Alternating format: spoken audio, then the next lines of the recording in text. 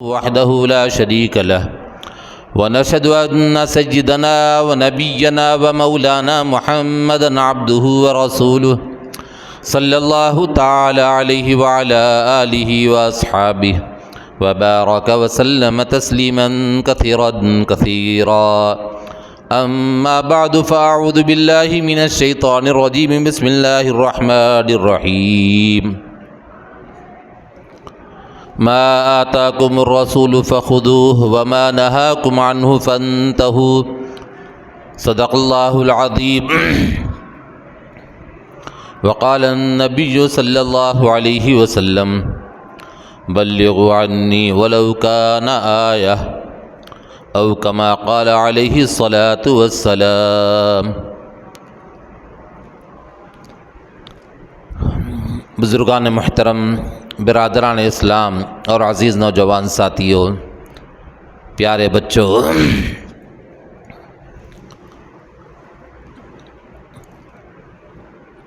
گزشتہ جمعہ میں چند باتیں حالات حاضرہ پر عرض کی گئی تھی۔ اس وقت میں جو دنیا کے حالات چل رہے ہیں، دنیا کے مسلمان جن حالات سے گزر رہے ہیں، ہر شعور والا آدمی، ہر شعور والا انسان مسلمان اس سے بخوبی واقف ہے، اور شروع سے ہی مسلمانوں کی تاریخ اس بات کی گواہ ہے، جب کبھی بھی مسلمانوں نے اسلام کو آگے بڑھانے کے لیے، اعلاء کلمت اللہ کے فریضے کو انجام دینے کے لیے کوششیں کرتے رہے، تو اس وقت تک تو سارے مسلمان محفوظ رہے، اور جب مسلمانوں نے دیکھ لیا کہ ہم بالکل سیف ہیں اور سکون سے رہنے لگے، تو پھر دوسروں کی ہمتیں بڑھ گئی۔ اب دوسرے لوگ مسلمانوں پر غلبہ حاصل کرنے کے لیے کوشش کرتے رہے، اور لوگ اس بات کو جانتے ہیں کہ جب انسان، ایسے لوگ جو کبھی بھی ہم پر حملہ کر سکتے ہوں، اثر انداز ہو سکتے ہوں، ویسے لوگوں کو جہاں ہیں وہیں پر روکا جائے اور ان کو دور کیا جائے، اور ان کے نقصان سے بچنے کے لیے ان کو دور ہی نہیں ختم کر دیا جائے، تو اسلام کی، مسلمانوں کی حفاظت ہوتی ہے۔ یہ تاریخ اس بات کے لیے گواہ ہے، شروع سے چلتے آ رہا ہے۔ لیکن خلافت عثمانیہ کے چلے جانے کے بعد میں مسلمانوں کی جو حکومتیں رہی ہیں، بعض کی تھوڑے علاقے میں، بعض کی کچھ زیادہ علاقے میں، کچھ تھوڑے سے جزیرے کے اندر ان کی حکومت رہی، اور اس جگہ پر ان کو بادشاہ بنا دیا گیا، باپ کے بعد بیٹا، بیٹے کے بعد پھر بیٹا، اس طرح سے سلسلہ چل رہا ہے۔ جب چلنے لگا تو وہ لوگ عیش پرستی میں آ گئے، اور وہ لوگ سکون کی نیند لینے لگے کہ بھئی ہماری حکومت تو چل رہی ہے، ہم کو دوسروں سے کیا غرض ہے۔ یہ سوچ کر انہوں نے کیا کیا، اپنے محل کے اندر بڑے آرام سے رہنے لگے۔ نتیجہ اس کا یہ ہوا کہ انہوں نے اس وقت میں 100 سال کا معاہدہ کیا تھا۔ خلافت عثمانیہ کے ختم ہونے کے وقت میں معاہدہ کیا تھا کہ 100 سال تک جیسے اس وقت میں ہے ویسے ہی رہے گا، اور پھر ان کو سکڑ دیا گیا ترک کے اندر، ترکستان کے اندر، اور سکڑ کر ان سے کہا گیا کہ تم کسی پر بھی کسی قسم کا کوئی دعویٰ نہیں کریں گے۔ اور یہ انتہائی مکار لوگ ہوتے ہیں، یہود و نصارہ، ان کی بات کا بھروسہ نہیں، جھوٹے ہوتے ہیں، مکار ہوتے ہیں، کب بدلنے والے ہیں نہیں بتا سکتے۔ ایک سیکنڈ میں ایک بات کہیں گے، پھر فوراً دوسری سیکنڈ میں دوسری بات کہیں گے۔ تو یہ لوگ ایسے ہوتے ہیں کہ بھئی فوراً وعدے سے مکر جاتے ہیں۔ چنانچہ وعدہ کیا کہ ہم مساجد کو اور وہاں کے جو قلعے ہیں، مسلمانوں نے جو چیزیں بنائی ہیں، اس کو کچھ نہیں کریں گے، لیکن انہوں نے کیا کیا، پوروں کو ڈھا دیا۔ یہاں تک کہ بعض ایسے قلعے تھے جن کو ڈھانے کے لیے سال ہا سال لگ گئے، لیکن ان کا نشان مٹا دیا انہوں نے۔ اور پھر اس کے بعد ایک چالاکی سے، ہوشیاری سے اسرائیل کو لا کر وہاں پر بٹھایا، اور وہ اسرائیل انتہائی گندی خصلت کے لوگ، شرم حیا نہیں، بے حیائی عام ان کے اندر، اور فطرتاً ہر انسان کے اندر حیا ہوتی ہے، چاہے کسی بھی مذہب کا ماننے والا ہو۔ آپ کو یہ بات معلوم ہونی چاہیے کہ نبی اکرم صلی اللہ علیہ وسلم کے جد امجد، ہم سب کے باپ حضرت آدم، حوا علیہم الصلاۃ والسلام، یہ دونوں جب بنائے گئے، اللہ تبارک تعالیٰ نے ان کے اندر روح پھونکی، روح ڈالی ان کے اندر۔ جب روح کو ڈالا تو وہ دونوں نے جیسے ہی آنکھوں سے دیکھنے لگے، ان کے اندر جان پڑ گئی، تو انہوں نے اس وقت کے جو پتے وغیرہ تھے اس سے اپنے بدن کو ڈھاکا۔ حالانکہ کوئی نہیں تھے، صرف دو تھے۔ پہلے تو آدم علیہ السلام کو بنایا گیا، اور ان کی پھسلی سے پھر حضرت حوا علیہ السلام کو بنایا گیا، اور یہ دو جیسے ہی وجود میں آ گئے تو انہوں نے شرماتے ہوئے اپنے شرمگاہ کو پتوں سے ڈھانک لیا تھا۔ تو ہر انسان کی فطرت ہوتی ہے، شرمیلا پن ان کے اندر ہوتا ہے، لیکن بعد زمانہ کی وجہ سے کہیں تو فیشن پرستی کا نام دیتے ہوئے، کہیں تو ماڈرن دور کہتے ہوئے، ترقی والا زمانہ کہتے ہوئے، تو انہوں نے بے حیائی کو عام کیا اور ہر جگہ عام کیا، اور لے دے کے صرف مسلمان تھے جو اس سے بچتے تھے، تو مسلمانوں کو بھی اس میں ملوث کرنے کی کوشش یہ پوری کی۔ شروع میں ٹی وی وغیرہ کے ذریعے سے، پھر مکہ مکرمہ کے اندر، مدینہ منورہ کے اندر ٹی وی الاؤ نہیں تھا، وہاں پر جیسے ہی الاؤ ہوا تو ان یہودیوں نے، عیسائیوں نے خوشیاں منائی، شرابیں پی، پٹاخے چھوڑے کہ وہاں پر ہم اس کو بھیجنے میں کامیاب ہو گئے۔ پھر اس کے بعد کیا کیا، وہ حرم کے قریب کچھ حدود طے کیے گئے، وہاں پر ٹی وی نہیں رکھیں گے، لیکن دھیرے دھیرے وہاں پر بھی ٹی وی آ گیا، اور اس کے بعد پھر اب موبائل آ گیا۔ جب موبائل آ گیا تو موبائل کے لیے 12 خون معاف ہو گئے، اور ہر انسان اپنے جیب میں رکھنے لگا، اور ہر کچا پکا مسلمان، دونوں بھی، کچا مسلمان پکا مسلمان، دونوں بھی اپنے جیبوں میں موبائل کو رکھنے لگے۔ اللہ نے جس کو بچایا وہ چیزوں سے بچ رہے ہیں، اور جس کو اللہ نے نہیں بچایا، جس کی اصلاح نہیں ہوئی، جن کی کسی اللہ والے کی صحبت میں بیٹھ کر اس کی تربیت نہیں ہوئی، تو ایسا شخص اس میں ملوث ہوتا جا رہا ہے۔ اب بڑے بڑے تھیٹر تھے، سینما ہال تھے، آہستہ آہستہ بند ہونے لگے، بند ہو گئے تقریباً۔ اب گھر میں ہی وہ چیز آ گئی، 4 کمرے ہیں، 4 بچے ہیں، تو 4 کمروں میں 4 الگ الگ دیکھ رہے۔ تو اس طرح سے کر کے انہوں نے مسلمانوں کے ایمان کو کمزور کرنے کی کوشش کی، اور کسی حد تک کامیاب بھی ہو گئے۔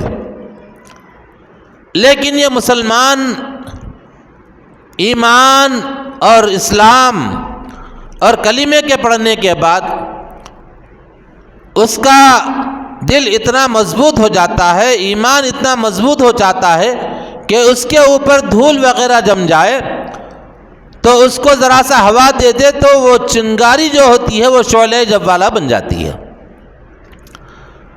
آگ ہے، آگ کے اوپر دھول جم گئی، گرد و غبار آ گیا، تو اس وقت میں وہ آگ نیچے دبی ہوئی رہتی ہے۔ جیسے ہی وہ آگ جب اس پر ہوا دی جاتی ہے تو وہ چنگاری شعلہ جوالا بن جاتی ہے۔ اب اسی چیز سے ساری دنیا ڈر رہی ہے۔ مسلمانوں کا حال یہ ہے کہ وہ قلبوں میں رہتے ہیں، عیش پرستی کی زندگی گزار رہے ہیں۔ ہونا تو یہ تھا کہ ایسے حالات میں اللہ کے دربار میں حاضر ہوتے، مسجدوں کو آباد کرتے، گھروں کے اندر ذکر کے حلقے لگاتے، راتوں میں اٹھ کر روتے۔ اس کے برعکس چین کی نیند سو رہے ہیں۔ غزہ کے اندر مسلمانوں پر ظلم کے پہاڑ ڈھائے جا رہے ہیں، لیکن مسلمان ٹس سے مس نہیں ہو رہا۔ صرف واٹس ایپ پر کوئی چیز ڈال دیا، کہیں بیٹھا ہوا ہے دعا کرا، دعا کے کرنے کے بعد دعا اس نے جو کی ہے وہ واٹس ایپ پہ ڈال دیا، بڑے خوش ہیں، بس ہم سے جتنا ہو سکا ہم کر لیے۔ لیکن آپ اس واقعے کو یاد کیجئے جب ابرہہ نے اپنے لشکر کو لے کر، ہاتھیوں کا لشکر تھا وہ، اور ہاتھی عرب کی سرزمین میں نئی چیز تھی۔ اب جیسے ہی ہاتھی وہاں پر آیا تو سارے گھوڑے اور اونٹ اس کو دیکھ کر بھاگنے لگے، اور لشکر جرار لے کر آیا۔ مقصد کیا تھا اس کا؟ کعبۃ اللہ کو نعوذ باللہ ڈھا دیا جائے۔ اس مقصد سے وہ چلا وہاں سے، مکے میں آ کر پڑاؤ ڈالا۔ اس وقت کے جو مکے میں رہنے والے حضرت عبد المطلب اور لوگ اس کے مقابلے کے قابل نہیں تھے، مقابلہ نہیں کر سکتے تھے، انہوں نے خاموشی کو اختیار کیا، اور اس نے موقع کو غنیمت جانتے ہوئے وہاں کے جو سربراہ تھے، وہاں کے جو سردار تھے، حضرت عبد المطلب کے گھوڑے جانور جو تھے، اونٹ وغیرہ، اس نے پکڑ لیے۔ ابرہہ نے اونٹوں کو پکڑ لیا۔ جب حضرت عبد المطلب کو اطلاع ملی کہ آپ کے اونٹ کو بادشاہ نے پکڑ لیا ہے، تو حضرت عبد المطلب اس ابرہہ کے پاس گئے، اور حضرت عبد المطلب کا چہرہ بڑا رعبدار چہرہ تھا، ایسا رعبدار چہرہ کہ بڑے بڑے بادشاہ بھی نظروں میں نظریں ملا کر نہیں دیکھ سکتے تھے، کیونکہ ان کے بطن سے آگے چل کر سرکار دو جہاں پیدا ہونا تھا صلی اللہ علیہ وسلم۔ تو ایسا نورانی چہرہ، رعبدار چہرہ، لوگ ان کو ان کے نظریں آنکھوں میں آنکھ ڈال کر نہیں دیکھ سکتے تھے۔ چنانچہ وہ ابرہہ کے دربار میں گئے۔ جانے کے بعد انہوں نے استقبال کیا ان کا، شاید وہ عاجزی انکساری کریں گے، کوئی پیغام لے کر آ رہے ہیں، آپ اللہ کے واسطے چلے جائیے یہاں سے، کعبۃ اللہ کو مت ڈھائیے، فلاں فلاں، یہ کریں گے۔ لیکن اس کے برعکس حضرت عبد المطلب سے اس بادشاہ نے پوچھا کہ کیسے آنا ہوا؟ حضرت عبد المطلب نے فرمایا کہ میں اپنے گھوڑوں کے لیے آیا ہوں، اونٹوں کے لیے آیا ہوں۔ کہا کہ تم اس کے لیے آئے ہو؟ تو کہا پتہ چلا کہ آپ نے ان کو پکڑ لیا ہے، اس کو چھڑانے کے لیے آیا ہوں۔ تو بادشاہ کیا کہتا ہے؟ ہم تو سوچے تھے کہ آپ کعبۃ اللہ کی حفاظت کے لیے کچھ عرض کرنے کے لیے آئے ہیں۔ تو اس وقت میں حضرت عبد المطلب نے کہا دیکھو یہ اونٹوں کا بادشاہ یعنی اس کا ذمہ دار کفیل میں ہی ہوں، اس کا ذمہ دار میں ہوں، اور اس لیے اس کے لیے آیا ہوں۔ اور رہا کعبے کا مسئلہ، کعبے کا محافظ اللہ ہے، وہ اس کی حفاظت وہ خود کر لے گا۔ یہ بات کہی انہوں نے، اپنے جانوروں کو چھڑا لیے، اپنے مکان پر لا لیے۔ لانے کے بعد خاموش نہیں بیٹھے۔ لوگ کہتے ہیں دعا سے کیا ہوتا ہے، بعض لوگ کہتے ہیں نا دعا کرنے سے کیا ہوتا ہے، جس سے جو بن پڑے، جیسا بن پڑے، جس قدر بن پڑے کرنا چاہیے۔ چنانچہ حضرت عبد المطلب خاموش نہیں بیٹھے، وہاں پر جانور کو لا کر اس کے ٹھکانے پر ان کو رکھ دیا۔ جانوروں کو رکھنے کے بعد سیدھا کعبۃ اللہ میں آئے، مسجد حرام میں آئے، آ کر اس کی زنجیر کو پکڑ لیا، کواڑ کو، دروازے کو پکڑ کر آپ روتے رہے، رات تمام روتے رہے، اے مولا، اے پروردگار عالم، ہم کمزور ہیں، ناتواں ہیں، ہم مقابلے کی اپنے اندر سکت نہیں رکھتے، ہمت نہیں رکھتے، ہمارے پاس آلات نہیں ہیں، اوزار نہیں ہیں، اسلحہ نہیں ہے کہ ایسے بڑے لشکر کا ہم مقابلہ کر سکیں۔ اے مولا تو ہر چیز پہ قدرت رکھتا ہے، آسمان تو نے بنایا، دھرتی کو تو نے بنایا، اور بحر و بر کو تو نے بنایا، اور سمندر کو تو نے بنایا، ساری کائنات کو تو نے بنایا، چاند و سورج بنائے، اے مولا حضرت انسان کو بھی آپ ہی نے بنایا ہے، یہ کعبہ آپ ہی کا بنایا ہوا ہے، آپ ہی کا گھر ہے، اس کو ڈھانے کے لیے بری نیت سے ابرہہ آیا ہے، اے مولا اس کی حفاظت آپ خود فرمائیے۔ یہ تڑپ تڑپ کر رو رو کر انہوں نے دعا کی۔ چاہتے تو گھر میں جا کر بیٹھ سکتے تھے، چاہتے تو گھر میں جا کر بیٹھ سکتے تھے، لیکن آپ نے رات تمام اللہ سے لو لگاتے ہوئے وہاں پر وقت گزارا۔ مسجد حرام کے اندر کعبۃ اللہ کا جو دروازہ ہے، دروازے کو پکڑ کر آپ نے رویا، رات تمام رو کر اللہ کی بارگاہ میں التجا کی، اے مولا، اے پروردگار اس کی حفاظت فرما۔ اللہ تبارک تعالیٰ نے کیا کیا پھر؟ أَلَمْ تَرَ كَيْفَ فَعَلَ رَبُّكَ بِأَصْحَابِ الْفِيلِ أَلَمْ يَجْعَلْ كَيْدَهُمْ فِي تَضْلِيلٍ وَأَرْسَلَ عَلَيْهِمْ طَيْرًا أَبَابِيلَ تَرْمِيهِمْ بِحِجَارَةٍ مِّن سِجِّيلٍ فَجَعَلَهُمْ كَعَصْفٍ مَّأْكُولٍ۔ اللہ تبارک تعالیٰ نے اس واقعے کو اس صورت کے اندر بیان فرمایا ہے۔ اصحاب فیل کو نہیں دیکھتے، ہاتھی والے لشکر کو نہیں دیکھتے، کعبۃ اللہ کا ڈھانے کے لیے آیا تھا، اور ہم نے ان کو کیسے تباہ و برباد کیا۔ وَأَرْسَلَ عَلَيْهِمْ طَيْرًا أَبَابِيلَ، ابابیل پرندوں کو ہم نے بھیجا، اور انہوں نے کیا کیا؟ پرندوں نے اپنی چونچ میں ایک چھوٹی سی کنکری لے کر آئے، اور دونوں پیر کے اندر ایک ایک کنکری لائے، 3 کنکری لے کر وہاں سے چلے، اور سارے کے سارے آسمان پر وہاں ابابیل ہی تھے۔ ایک ایک کنکری جب وہ چھوڑتے تو جس آدمی پر وہ کنکری گرتی وہ بندوق کی سے زیادہ تیز بارود اس کے اندر بھرا ہوا تھا۔ چنانچہ اللہ نے قرآن کریم میں فرمایا فَجَعَلَهُمْ كَعَصْفٍ مَّأْكُولٍ، کہ ایسے ہو گئے جیسے کھائے ہوئے بھوسے کی طرح سے۔ آپ نے دیکھا ہوگا کہ بعض دفعے پھل ہوتا ہے، اندر خالی ہوتا ہے، اوپر سے اس کا چھلکا لگا ہوا رہتا ہے، تو اندر سے کھوکھلے ہو گئے بظاہر دکھ رہے۔ اللہ تبارک تعالیٰ نے ان کو تباہ و برباد کیا، اور ابرہہ وہاں سے بچ کر بھاگ رہا تھا، چنانچہ ایک پرندہ ابابیل وہاں پر بھی گیا، جا کر اس کے اوپر بھی ایک کنکری ڈالی تو وہ بھی تباہ برباد ہو گیا۔ بتانا یہ ہے کہ وہ خاموش نہیں رہے، ان سے جتنا ہو سکتا تھا انہوں نے کیا۔ کعبۃ اللہ کا دروازہ پکڑ کر روئے، رو کر اللہ سے مانگا، تو اللہ تبارک تعالیٰ نے اپنے طرف سے پرندوں کو بھیج کر، فوج کو بھیج کر اس کعبۃ اللہ کی حفاظت فرمائی۔ اور آج کون سے مسجدیں ہیں بتائیے جہاں پر رات میں کوئی عبادت کر رہا ہو؟ کل ہی ایک صاحب مجھ سے بتایا 2 دن پہلے کہ جتنے یہودی اور نصارہ ہیں اپنے معبدوں کے اندر جا کر رات میں 10 بجے سے صبح تک وہ عبادت کر کے دعا کر رہے ہیں کہ غزہ کو فتح کرا دے، اسرائیل کو فتح دے دے، اس کے لیے دعا کر رہے ہیں۔ ہمارے حیدرآباد کی بات بتا رہا ہوں میں آپ کو، باہر کی نہیں۔ وہ لوگ جا کر گرجا گھروں کے اندر، اپنے چرچوں کے اندر جا کر رات تمام اپنے حساب کی جو عبادت ہے وہ کر کے دعا کر رہے ہیں، اور ہم مسلمان آرام سے سو رہے ہیں۔ کبھی کچھ بیٹھے تو بولے کہ بھئی بہت ظلم ہو رہا ہے ان پہ، بہت تکلیف ہو رہی ہے، چھوٹے چھوٹے بچوں کو مار رہے ہیں۔ بات تو بالکل صحیح، لیکن ہم کیا کر رہے ہیں؟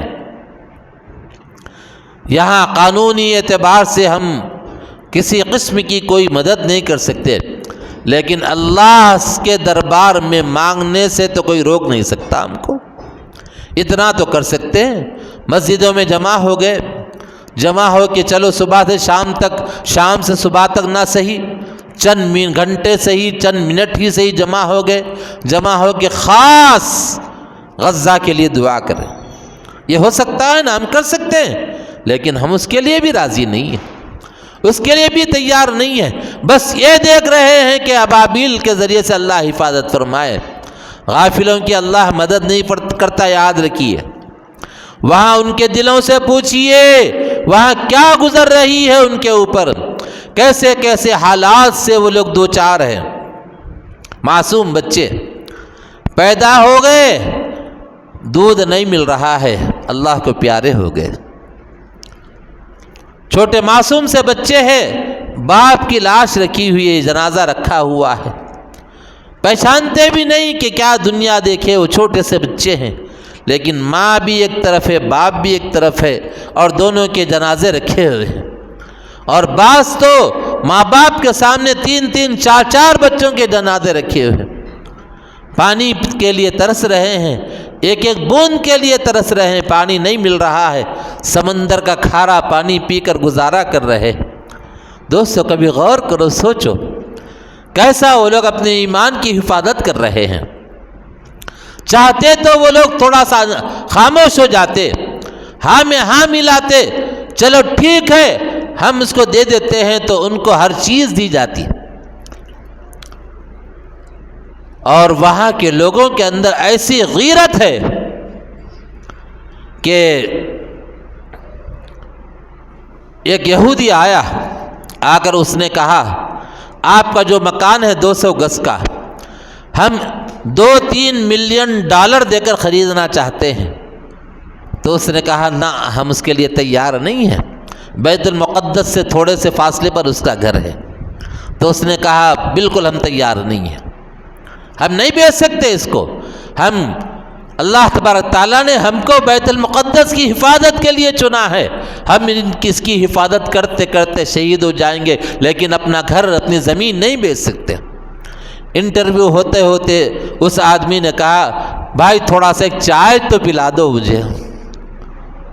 تو کہا چائے کے اگر پیسے ہوتے تو کیا بات ہوتی ہے، گھر میں دودھ بھی نہیں ہے، چائے کے لیے کچھ نہیں ہے، اتنی غربت کا عالم ہے، لیکن اس کے باوجود وہ زمین بیچنے کے لیے تیار نہیں ہے۔ یہ محبت ان کو بیت المقدس سے، کعبہ سے ہے۔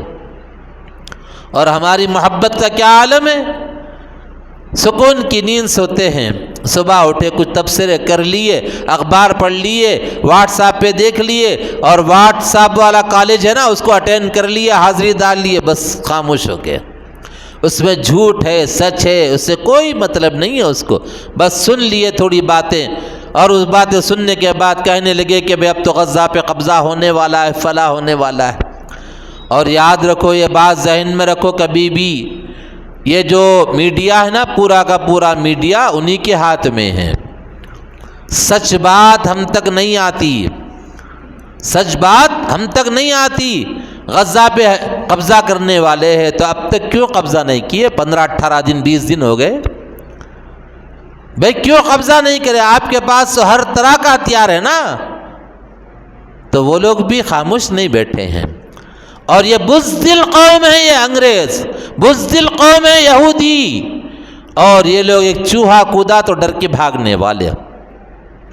امریکن فوج جب افغانستان میں تھی تو ان کے دلوں میں ایسی دہشت بیٹھ گئی تھی، ایسا ڈر خوف بیٹھا تھا کہ رات کی تاریکی میں اوپر سے چوہا نیچے کودتا تو نیندوں میں اس کو بھاگتے، اٹھ کر بھاگ جاتے، اپنے ہتھیار لے کر تیار بیٹھتے، ادھر ادھر تلاش کرتے تو چوہا نیچے نظر آتا ان کو۔ یہ حال تھا ان کا۔ اور یہودی سب سے زیادہ اپنی جان کے لیے ڈرنے والے لوگ، لیکن مسلمان کبھی بھی یاد رکھو اپنی جان کی قربانی دینے میں آگے آگے رہتا ہے۔ میں نے اس سے پہلے حضرت ابو دجانہ کا واقعہ سنایا تھا آپ کو۔ سرکار دو عالم صلی اللہ علیہ وسلم جنگ احد کے اندر آپ کے دندان مبارک شہید ہو گئے، آپ کو زخم آیا اور آپ کا خون نکلنے لگا۔ لوگوں نے یہ دیکھ کر آواز لگائی کہ اے کافرو سن لو، محمد شہید کر دیے گئے، نعوذ باللہ۔ صحابہ پریشان، کفار اور مشرکین کی ہمتیں بڑھ گئی، صحابہ کی ہمتیں پست ہونے لگی۔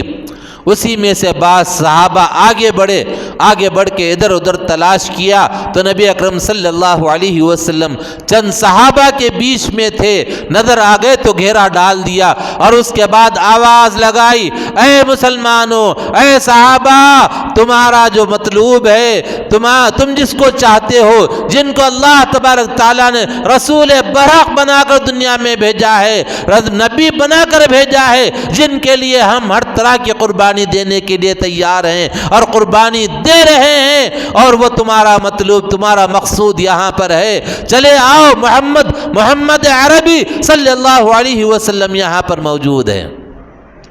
یہ کہنا تھا، صحابہ بھاگے آئے، کفار نے بھی سنا، کفار نعوذ باللہ غلط ارادے سے آئے، یہاں پر جمگٹا لگ گیا، لیکن ہوشیاری سے صحابہ کرام نے کیا کیا، پہاڑ پر لے گئے سرکار دو جہاں صلی اللہ علیہ وسلم کو، وہاں لے جا کر پہرا دیتے بیٹھ گئے۔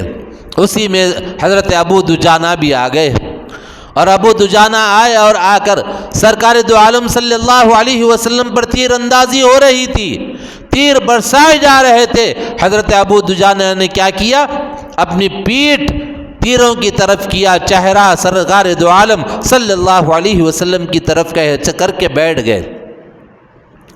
لوگوں نے بعد میں پوچھا کہ بھئی تم اس طرح کیوں بیٹھے؟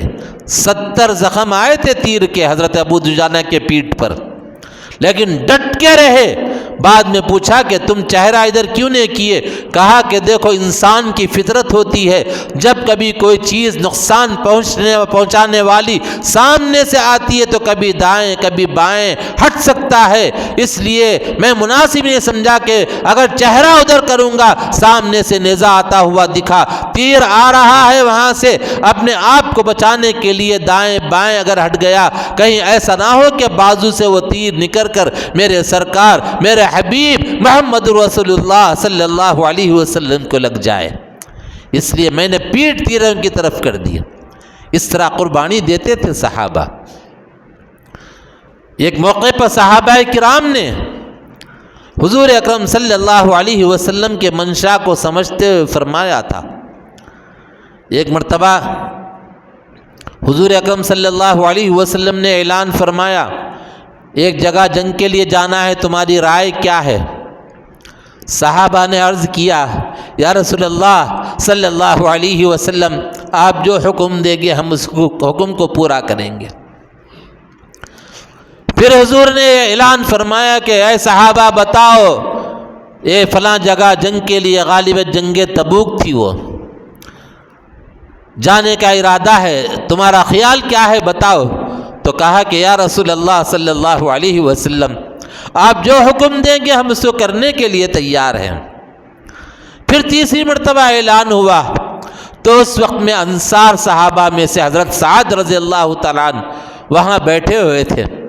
انہوں نے کھڑے ہو کر کہا کہ یا رسول اللہ صلی اللہ علیہ وسلم، آپ کا روئے سخن ہماری جانب معلوم ہوتا ہے، آپ ہم سے جواب چاہتے ہیں، ایسا پتہ چلتا ہے، کیونکہ آپ نے 3 مرتبہ اعلان فرمایا، 3 مرتبہ آپ کو جواب دینے والے وہ صحابہ ہیں جو مہاجر صحابہ ہیں، مکے سے ہجرت کر کے مدینے کو آئے، آپ ہم سے سننا چاہتے ہیں۔ تو حضور اکرم صلی اللہ علیہ وسلم خاموش رہے۔ تو اس وقت میں حضرت سعد رضی اللہ تعالیٰ عنہ نے فرمایا، یا رسول اللہ صلی اللہ علیہ وسلم، اب تک ہم اسلام قبول نہیں کیے تھے، کئی معبودوں کو مانا کرتے تھے، بتوں کی پرستش کرتے تھے، لیکن آپ کی وجہ سے ہمیں اسلام ملا، آپ کی وجہ سے وحدانیت ہم کو ملی، اور آپ کی وجہ سے اللہ کو ہم نے پہچانا ہے، اور آپ کے ہاتھ پر ہم نے اسلام قبول کیا ہے۔ یا رسول اللہ صلی اللہ علیہ وسلم، اسلام قبول کیا تو تا حیات ہم نے اسلام قبول کیا، نسلوں کے سمیت ہم نے اسلام کو قبول کیا ہے۔ یا رسول اللہ صلی اللہ علیہ وسلم، آپ اگر ہم کو حکم دیں، حکم کیا اشارہ کرے تو ہم آگ میں کودنے کے لیے تیار ہیں، اگر آپ اشارہ کریں تو ہم سمندر کے اندر کودنے کے لیے تیار نہیں ہیں۔ ہم وہ لوگ نہیں جیسا کہ موسیٰ علیہ السلام کی قوم نے کہا تھا، فَقَاتِلَا إِنَّا هَاهُنَا قَاعِدُونَ، جاؤ آپ اور آپ کے رب دونوں لڑو، اور ہم یہاں بیٹھے رہیں گے، جب جیت جائیں گے ہم آ جائیں گے۔ یہودیوں نے کہا تھا یا رسول اللہ ہم ویسے نہیں ہیں، اگر آگ میں چاہ کودنے کا اشارہ کرے تو آگ میں کود جائیں گے، سمندر میں کودنے کا اشارہ کرے تو ہم سمندر میں کود کر اپنی جان دے دیں گے، یہ کہا تھا صحابہ نے۔ ایسی محبت تھی صحابہ کو حضور اکرم صلی اللہ علیہ وسلم سے اور دین سے۔ اور ہماری محبت کیا ہے، پاسن کر کے دیکھ لیجئے، وزن کر کے دیکھ لیجئے، ان کی محبت میں ہماری محبت میں کیا فرق ہے۔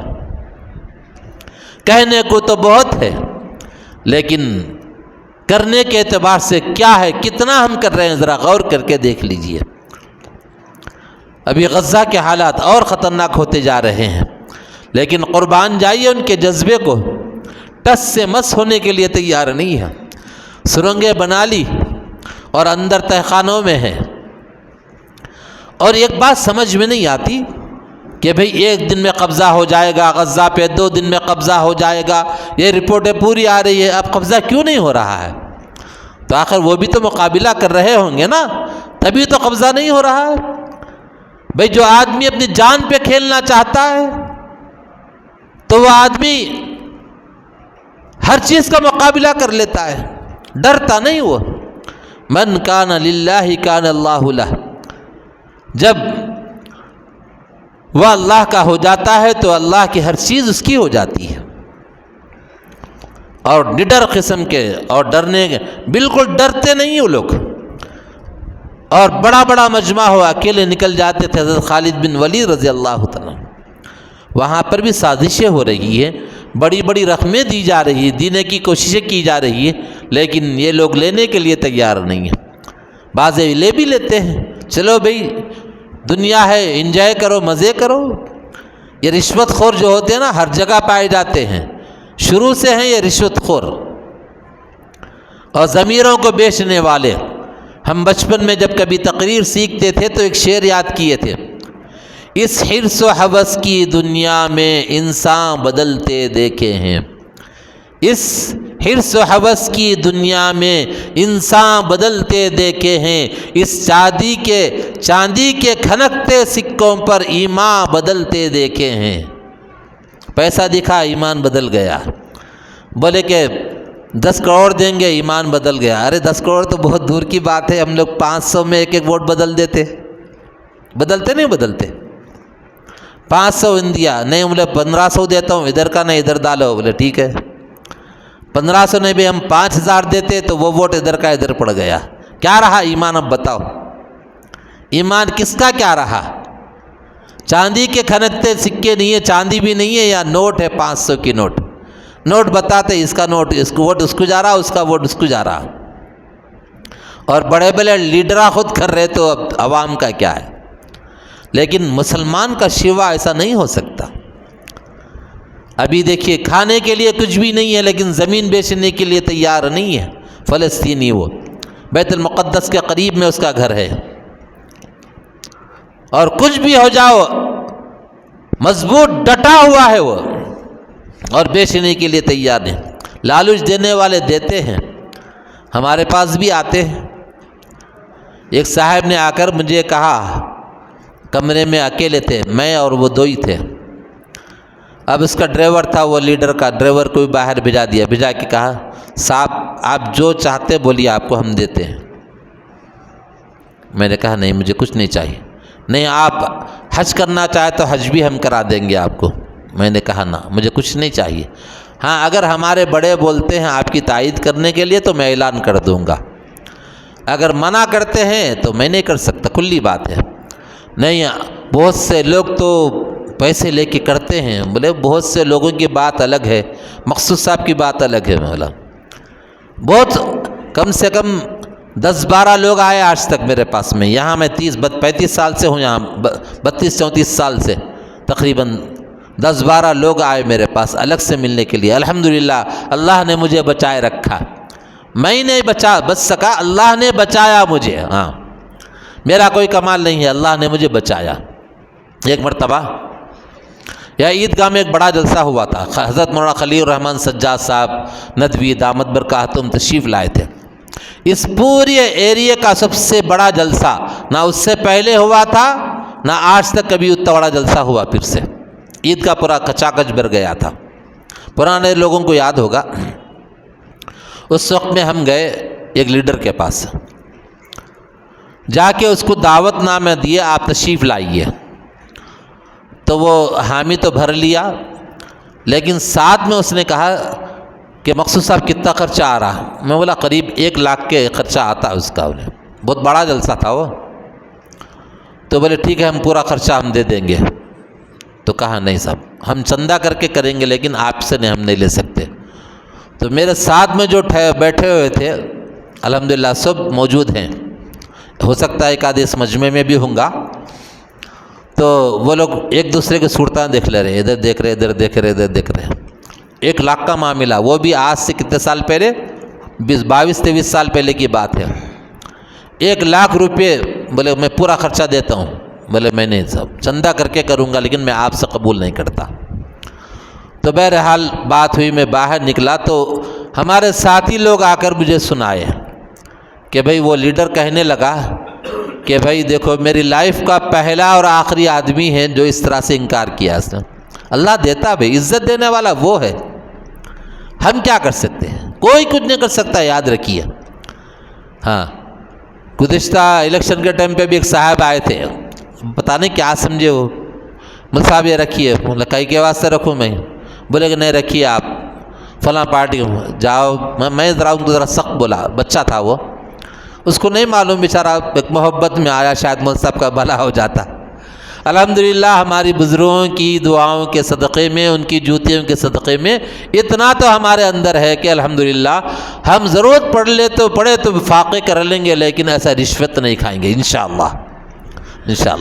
اور مسلمان کا شیوا رہنا چاہیے، مسلمان کے اخلاق کردار ایسے رہنا چاہیے. 500 روپے لے کے ووٹ بدل دیتے، اور اس کا ووٹ اس کا 1000 2,000 1500 لے کے، اور کورٹ کے آزو بازو بہت سے گواہ والے ملتے، کبھی اس کا نام بولتے میں فلاں آدمی ہوں میں گواہی دے رہا ہوں، بلکہ ان کا آنکھ آئے گی کیا آئے گی، بیچارہ ہو روڈ پہ ادھر ادھر پھرتے رہتے، پکڑ کے لا کے گواہی پیش کر رہے ہیں. یہ کتنے دن چلیں گا بتائیے؟ 1500 روپے کتنے دن کھا سکتے؟ 5000 روپے بھی ہے تو کتنے دن کھا سکتے اس کو؟ ذرا سوچو. اپنے ووٹ کو مضبوطی کے ساتھ ایک جھولی میں ڈالو تاکہ کوئی جیت سکے. میں نام کسی کا نہیں لیتا، سمجھ ہمارے پاس ہے، سمجھیے جو ہمارے کام آ سکتے ہوں ان کو ووٹ دینا ہے، اور ووٹ دے کر ان کو جتانا ہے، دوسروں کو نہیں. اور جو ہمارے کام آ سکے. خیر یہ بات مسجد میں سے وہ ساری چیزیں. اچھا مسجد میں اگر بولے تو مول صاحب مسجد میں الگ بولے. حضور اکرم صلی اللہ علیہ وسلم حکومت کی ہے، سنے کبھی؟ اللہ کے رسول نے حکومت قائم کی، سنے نہیں سنے کبھی؟ تو دارالخلافہ کہاں تھا؟ مدینے میں تھا. ہیڈ کوارٹر مدینے میں تھا. مدینے میں کہاں تھا؟ مسجد نبوی میں تھا. اگر مول صاحب ممبر سے بول رہے تو مول صاحب دیکھیں ممبر پہ سیاسی بات کر رہے. مول صاحب کچھ بھی نہیں کرنا، یہ انگریزوں کا پلان ہے، انگریزوں کا. مول صاحبوں کو الگ کر دیے، عوام کو الگ کر دیا، عالموں کو الگ کر دیے، عوام کو الگ کر دیے. حضور اکرم صلی اللہ علیہ وسلم نے حضرت ابو بکر کو اپنے بعد لوگوں نے خلیفہ بنایا، ان کو مسجد نبوی میں بیٹھ کے مسئلے حل کرتے تھے. حضرت عمر رضی اللہ تعالیٰ عنہ مسجد نبوی میں بیٹھ کے مسئلے حل کرتے تھے، دینی مسائل بھی حل کرتے تھے، دنیوی مسائل بھی حل کرتے تھے. یہ آپ مالیگاؤں چلے جاؤ، مفتی اسماعیل صاحب بول کے ایک وہاں پہ عالم ہے، مفتی ہیں، MLA ہیں، وہ فجر کی نماز کے بعد مسجد میں ممبر پہ بیٹھ کے مصلی پہ بیٹھ کے مسئلے حل کرتے. آج MLA ہیں وہ وہاں کے. یہ کہاں چلے گیا طریقہ؟ ایسا باڑ دیے کہ پوچھو مت. مول صاحبہ آنا ہی نہیں سیاست میں، مسجد کے مصلی کو پکڑ کے رہنا یہ بھی غلط ہے. بھئی مسجد کے مصلی کو کیوں پکڑ کے رہا؟ بھئی الگ چیز ہے کہ بھئی انہوں سیاست میں نہیں آ رہے، لیکن سیاست میں علماء کا آنا غلط ہے، بالکل غلط سوچ ہے. یہ علماء بالکل آ سکتے. میں تو کہتا ہوں کہ اللہ تبارک تعالیٰ اگر کسی کو وسعت دی، کسی کے اندر ہمت ہے تو الیکشن بھی لڑنا چاہیے. مولوی، عالم صاحب، حافظ صاحب لڑنا چاہیے. اس وجہ سے کہ بھئی ایماندار لوگ اگر پارلیمنٹ میں، اسمبلی میں جائیں گے تو رشوت خوروں کا راستہ بند ہوگا، جھوٹ بولنے والوں کا راستہ بند ہوگا، یا کم از کم تو ہو جائے گا. اس لیے کرنا چاہیے۔ مولانا بدر الدین اجمل دیکھیے آپ پارلیمنٹ میں بولتے ہیں، عالم ہے، دارالعلوم دیوبند کے رکن شورا ہیں، ایم پی ہیں، لڑ کے جیت کے آتے وہ، ایسے اور بھی ہیں۔ تو بہرحال لوگ ایسا ذہن بنا دیا انگریز یہودی لوگ کہ علماء سیاست میں آنا ہی نہیں۔ بھئی حضرت ابو بکر عالم نہیں تھے، حضرت عمر رضی اللہ تعالیٰ عالم نہیں تھے، حضرت عثمان غنی کو نہیں معلوم تھا مسائل کیا تھے، سب سے زیادہ تو ان کو معلوم تھا، حضرت ابو بکر سے زیادہ کسی کو نہیں معلوم۔ رازدار، یار غار، ہر طرح سے حضور کے ساتھ رہنے والے، غار کے اندر ساتھ میں رہنے والے، حضور کے ایمان اسلام ان کو نبی بنانے سے پہلے سے ساتھ میں رہنے والے حضرت ابو بکر، تو انہوں نے حکومت کی ہے۔ تو بہرحال دوستو بزرگوں، یہ بات سے بات چلی نکلتی گئی۔ تو بہرحال ہم سب کو یہ چاہیے کہ آج بھی اور روزانہ کبھی ذرا الگ سے بھی اکیلے میں بیٹھ کے بھی دعا کرنا، اے اللہ فلسطین کے مسلمانوں پر رحم فرما، غزہ کے الگ سے بھی کرنا، یہاں پر بھی اجتماعی دعا ہوگی، اور پھر اس سے ہٹ کر الگ بھی کریے راتوں میں اٹھ کر۔ ہمارے حضرت قاری صدیق صاحب رحمۃ اللہ علیہ فرمایا کرتے تھے کہ ہر چیز کا ایک سیزن ہوتا ہے، سیزن، آم کا سیزن چلے گیا نا، اب موسمبی کا سیزن آیا، اس کے بعد سیتافل کا سیزن چل رہا آج کل، تو ویسے ہی نیکیاں کمانے کا سیزن حضرت فرمایا کرتے تھے، سردی کا موسم راتیں بڑی ہوتی ہیں، نیکیاں کمانے کا موسم ہے بولتے تھے حضرت، نیکیاں کمانے کا موسم ہے۔ تو رات میں اٹھنا، اٹھ کے بستر پہ بیٹھ کے وہیں وضو کر لیے، 2 رکعت نماز پڑھ لیے، ذکر کر لیتے بیٹھے، رو رو کے دعا کرے اللہ تبارک تعالیٰ سے، تو اللہ تعالیٰ عطا فرماتے ہیں۔ سب کے لیے دعا کرنا، اللہ تبارک تعالیٰ سے دعا ہے کہ کہنے والے کو کہنے سے زیادہ، سننے والوں کو سننے سے زیادہ عمل کی توفیق عطا فرمائے۔ وآخر دعوانا الحمد للہ رب العالمین۔ جو